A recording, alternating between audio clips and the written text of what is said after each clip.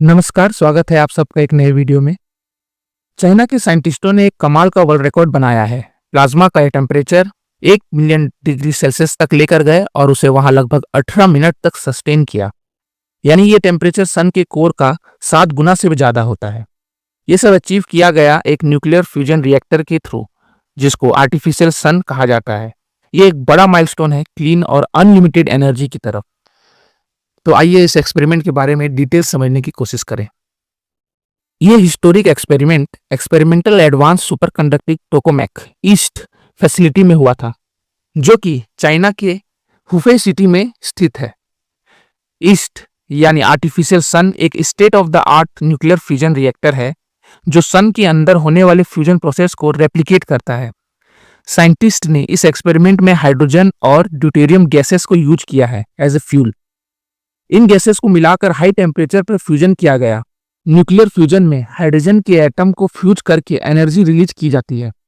यह energy source fossil fuel का एक बेस्ट अल्टरनेटिव है, जो कि सेफ है और क्लीन है। यह रिकॉर्ड ब्रेकिंग अचीवमेंट तो एक बड़ा स्टेप है, पर अभी भी न्यूक्लियर फ्यूजन को प्रैक्टिकल और स्टेबल बनाना एक बहुत बड़ा चैलेंज। सोंग युनटो, जो ईस्ट के डायरेक्टर हैं, उन्होंने बताया कि सेल्फ सस्टेनिंग प्लाज्मा अचीव करना जरूरी है। प्लाज्मा को कंटिन्यूअसली 1000 सेकेंड से ज्यादा स्टेबल रखना पड़ेगा ताकि उससे इलेक्ट्रिसिटी जनरेट हो सके। अभी तक तो 18 मिनट का टारगेट सेट किया गया है, पर अभी और बहुत काम करना बाकी है। एक और बड़ी प्रॉब्लम है मटेरियल ड्यूरेबिलिटी। रिएक्टर के अंदर टेम्परेचर मिलियंस ऑफ डिग्री तक पहुंच जाता है और मटेरियल को एक्सट्रीम कंडीशन को विथस्टैंड करना पड़ता है। प्रोफेसर जोउ हाइसान ने बताया कि ये मटेरियल डैमेज रेजिस्टेंट होना चाहिए और उनका डेवलपमेंट काफी चैलेंजिंग है। इसलिए साइंटिस्ट को एडवांस सिमुलेशन एनवायरनमेंट की जरूरत पड़ती है मटेरियल को टेस्ट करने के लिए। अगर आगे का प्लान समझें, चाइना का अगला बड़ा प्लान है एक इंडस्ट्रियल प्रोटोटाइप फ्यूजन रिएक्टर बनाने का, और वो भी 2035 तक। और 2050 तक उनका गोल है कि फ्यूजन एनर्जी को कमर्शियली अवेलेबल करना। अगर ये सक्सेसफुल होता है तो न्यूक्लियर फ्यूजन दुनिया को एक क्लीन, सेफ और लिमिटलेस एनर्जी सोर्स दे सकता है।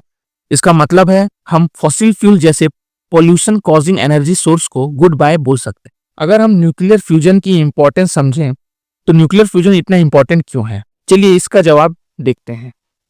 पहला तो ये एक एनवायरमेंट फ्रेंडली एनर्जी है, इससे कोई ग्रीन हाउस गैस रिलीज नहीं होता। दूसरा, फ्यूजन फ्यूल जैसे हाइड्रोजन वाटर में इजीली अवेलेबल होता है।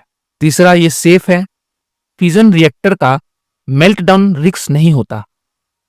अगर ये एक्सपेरिमेंट सक्सेसफुल होता है तो बिलियंस ऑफ ईयर तक एनर्जी सप्लाई मिलती रहेगी। ये सिर्फ चाइना तक लिमिट नहीं है, यूएस, जापान, साउथ कोरिया और यूरोपियन यूनियन जैसे कंट्रीज फ्यूजन एनर्जी के लिए रेस कर रहे हैं। एग्जाम्पल के लिए फ्रांस का ITER प्रोजेक्ट दुनिया का सबसे बड़ा फ्यूजन एक्सपेरिमेंट है। वीडियो को कंक्लूड करते हुए अगर हम समझें तो चाइना का ये माइलस्टोन फ्यूजन एनर्जी के फ्यूचर के लिए एक बहुत बड़ा होप है, पर अभी काफी चैलेंजेस बाकी है। मटेरियल्स का डेवलपमेंट, प्लाज्मा की स्टेबिलिटी और कॉस्ट रिडक्शन जैसे हर्डल्स को सॉल्व करना अभी बाकी है। आपका क्या मानना है?